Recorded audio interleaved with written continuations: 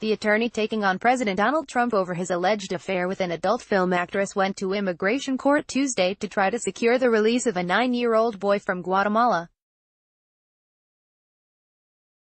A judge denied Michael Avenatti's request to dismiss the removal case against the boy, whose mother was deported in June. Avenatti and another attorney had offered to take the boy from court to the airport and fly him to Guatemala. Instead, the judge agreed to let the boy voluntarily depart the U.S. in the next 60 days, as part of the ordinary process when an immigrant child who entered the U.S. without legal permission wishes to return.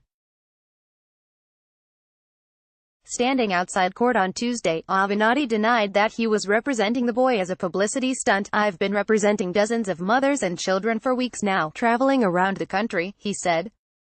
"My record speaks for itself." In addition to his legal fights on behalf of actress Stormy Daniels, Avenatti has taken up the cases of immigrant families separated under the Trump administration's zero-tolerance policy on border crossings.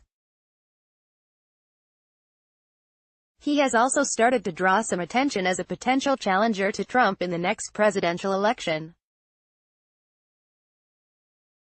Aside from Avenatti's notoriety, the Guatemalan boy's case falls into the same legal situation as hundreds of children who were taken from their parents, only to have their parents removed without them. The U.S. government said last week that it counted 365 children in that category, out of more than 1,800 children who were separated before the Trump administration officially stopped the policy.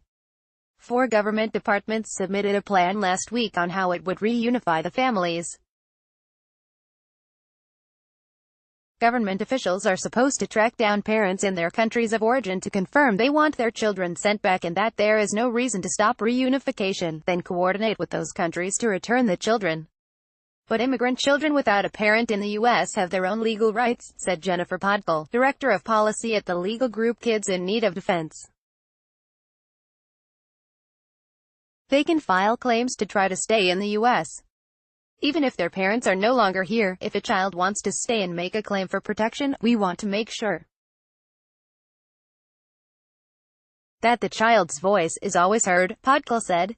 In the case of the boy Avenatti is representing, both the boy, who is being identified only by his first name, Anthony, and his mother have said they want to be reunited in Guatemala as quickly as possible, said Ricardo Devanda, the attorney working with Avenatti on the case.